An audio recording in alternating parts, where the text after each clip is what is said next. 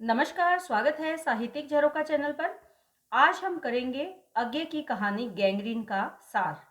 अज्ञे का जीवन परिचय और साहित्यिक विशेषताएं भी आपको करनी है।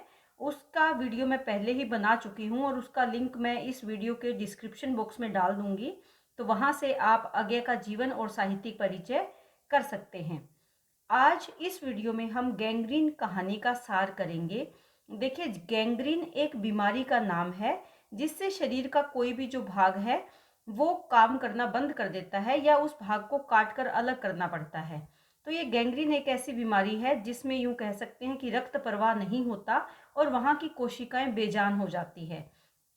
लेकिन जो लेखक है उन्हें अपनी दोस्त से मिलकर लगता है कि ये केवल एक बीमारी, गैंग्रीन केवल शारीरिक बीमारी नहीं है, बल्कि हम मानसिक रूप से भी इसी प्रकार से बीमार होते जा रहे हैं। जैसे कि गैंग्रीन बीमारी शरीर के किसी हिस्से को बेकार कर देती है, उसी प्रकार हमारी मानसिक स्थिति भी वर्तमान समय में कुछ कुछ उसी बीमारी की तरह हो रही है।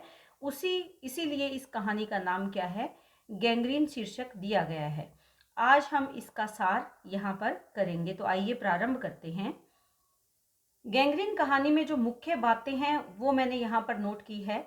सबसे पहले तो आप ये ध्यान में रखेंगे कि एक लघु कहानी है, लघु घटना पर आधारित है, छोटी सी घटना है।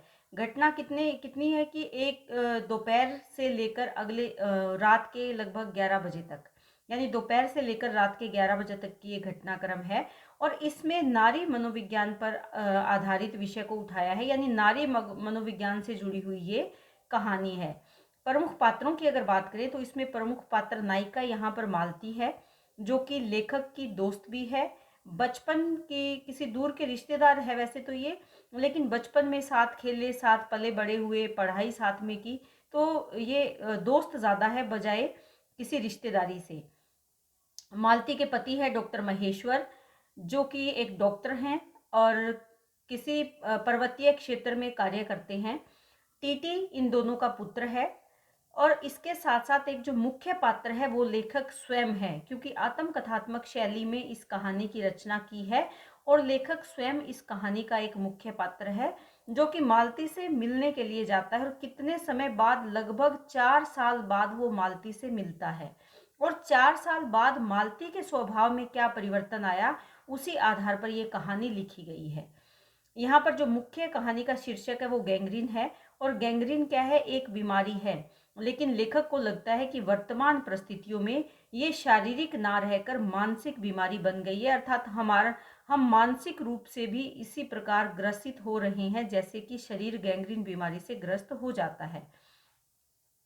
मालती के विवाह से पूर्व का और विवाह के बाद का यंत्रवत जीवन का चित्रण है, यानी विवाह से पहले मालती का जीवन कैसा था और विवाह के बाद कैसे वो मशीन की तरह अपना जीवन जी रही है, उसका चित्रण इस कहानी में किया है।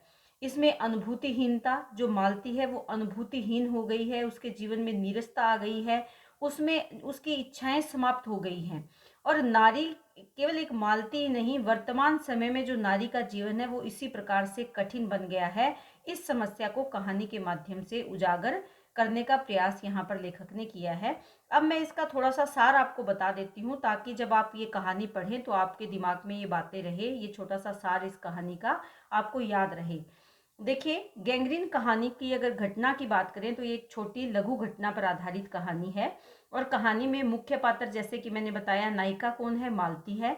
और मालती के जीवन में एक दिन की दोपहर से लेकर रात के 11 बजे तक की घटित होने वाली मुख्य घटनाओं को इस कहानी में लेखक ने संकलित किया है। दोपहर और रात का भोजन बनाने और बर्तन मांजने की घटनाओं के कथानक इसका आधार है, यानी मालती दोपहर का खाना बनाती है, रात का खाना बनाती है, वो अपने घर के काम करती है, बर्तन मांजती है, बच्चे को, टीटी को संभालती है। इन सब घटनाओं को इसमें शामिल किया गया है। लेखक अपने दूर की रिश्ते की बहन मालती को मिलने के लिए पहाड़ी क्षेत्र में जाता है, जहां वो अपने डॉक्टर पति के साथ सरकारी क्वार्टर में रहती है। यानी मालती और महेश्वर सरकारी क्वार्टर में रहते हैं पहाड़ी क्षेत्र में, और लेखक लगभग 4 सालों बाद उससे मिलने के लिए जा रहा है। लेखक दोपहर के समय उसके घर पहुंचता है।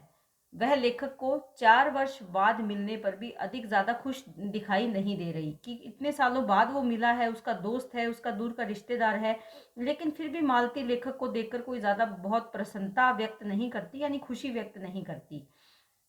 वो वैसे ही भाव शून्य बनी रहती है, यानी उसके कोई चेहरे पर विशेष भाव नहीं आते। लेखक उसकी ऐसी स्थिति को देखकर हैरान हो जाता है। वह दोपहर का खाना बनाती है और अपने पति डॉक्टर महेश्वर वह लेखक को खाना खिलाने के बाद अपने छोटे से बेटे को संभालती है और 3 बजे खाना खाती है। और वो जो डॉक्टर महेश्वर है, वो लेखक के पूछने पर बताते हैं कि मालती हमेशा उसके बाद ही खाना खाती है, यानी पहले वो अपने पति का इंतजार करती है, उसको खाना खिलाती है और उसके बाद वो स्वयं खाना खाती है, यानी इतना लेट 3 बजे वो खाना खाती है। उसके बाद बर्तन मांज कर रख देती है। इसी प्रकार रात को बच्चे को संभालती हुई रात का भोजन भी पकाती है, यानी बच्चे की जिम्मेवारी किसकी है? मालती की। टीटी की परवरिश की जिम्मेवारी किसकी है? मालती की है। 10:30 बजे सबको भोजन कराने के बाद वो खुद खाना खाती है और बर्तन मांजते मांजते 11 बज जाते हैं।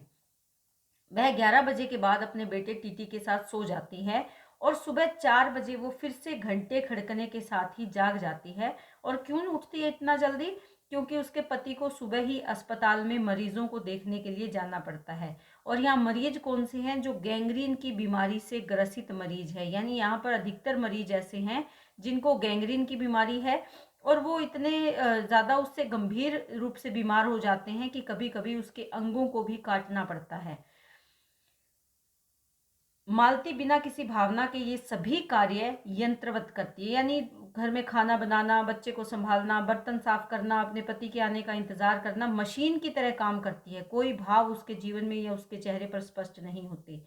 लेखक उसके जीवन जीने के ढंग को स्पीडोमीटर की तरह देखता है या स्पीडोमीटर की संज्ञा देती है। स्पीडोमीटर क्या होता है? किसी भी स्पीड को, गति को नापने के लिए स्पीडोमीटर का इस्तेमाल किया जाता है। और ये लेखक क्यों कहता है?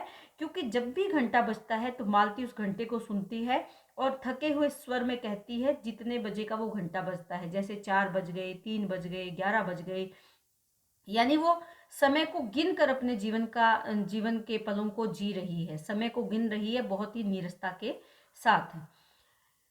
ये एक छोटा सा कथानक है। लेखक को परिवर्तित जो परिस्थितियां हैं उसमें मालती का जीवन बड़ा ही नीरसता से भरा हुआ प्रतीत होता है। उसकी अनुभूतियां जैसे समाप्त हो जाती है, क्योंकि रात के समय सोते सोते जब टीटी गिर जाता है तब भी मालती की कोई प्रतिक्रिया नहीं होती और वो उसके लिए भी नीरसता का भाव ही व्यक्त करती है। जबकि एक माता के हृदय में उस समय बड़ी टीस लगती है जब उसका बच्चा गिर कर रोने लगता है या उसको थोड़ी सी भी चोट लगती है, लेकिन मालती पर इन सब घटनाओं का कोई प्रभाव नहीं होता।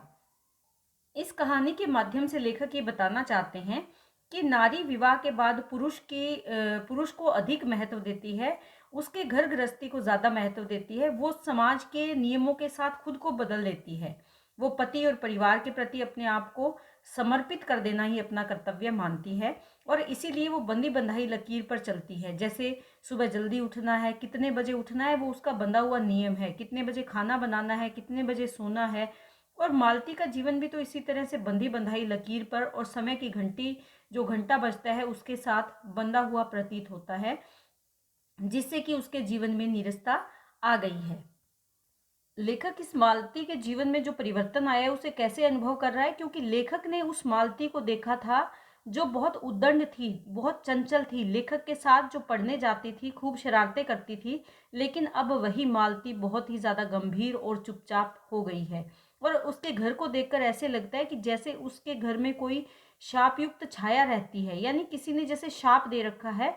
सब चुपचाप और वीरान वहां पर लगता है। जब मालती से कोई प्रश्न किया जाता है तो वो हूँ हाँ में ही उत्तर उसका देना पसंद करती है, जबकि यही मालती जो घंटों बातें किया करती थी, खूब चुलबुली लड़की थी, अब विवाह के पश्चात उसके जीवन में ऐसा परिवर्तन आ गया है। मालती अपने पिता की बातें नहीं मानती थी। उसके पिता ये चाहते थे कि मालती अच्छे से पढ़े लिखे, लेकिन मालती ने उसकी बातें नहीं मानी, अपने पिता की बातें नहीं मानी। जबकि अब वही मालती अपने पति की सारी इच्छाओं को पूरा करती है, घंटों उसके आने की प्रतीक्षा करती है, पहले पति को खाना खिलाती है, फिर खुद खाना खाती है और इसी प्रकार टीटी को भी वो संभालती है। और कैसे संभालती है? बिल्कुल जैसे यंत्रवत उसके जीवन में घटनाएं घटित होती है। तो इस संपूर्ण कहानी में अगर देखें तो मालती के 2 पहलुओं का यहाँ पर चित्रण किया है। विवाह से पहले उसका जीवन कैसा था और विवाह के बाद उसके जीवन में कैसे परिवर्तन आ गया है, कैसे एक मशीन की तरह वो अपना जीवन जी रही है। ये एक छोटी सी कहानी है, छोटे से घटनाक्रम से जुड़ी हुई कहानी है, लेकिन नारी जीवन की जो सच्चाई है उसको व्यक्त करने में ये पूर्ण रूप से सक्षम है। तो उम्मीद करती हूँ कि कहानी का सार आप बहुत अच्छे से समझ पाए हो, लेकिन सार इस वीडियो के माध्यम से करने के साथ साथ आप ये कहानी किताब में से ज़रूर पढ़ें, क्योंकि जब आप कहानी को पात्रों के संवादों के माध्यम से पढ़ते हैं तभी आप उनके सही जो उचित मनोभाव हैं उनको समझ पाने में सक्षम हो सकते हैं। तो बहुत बहुत धन्यवाद। वीडियो अगर अच्छा लगे तो कमेंट ज़रूर करें और लाइक शेयर सब्सक्राइब करते रहें।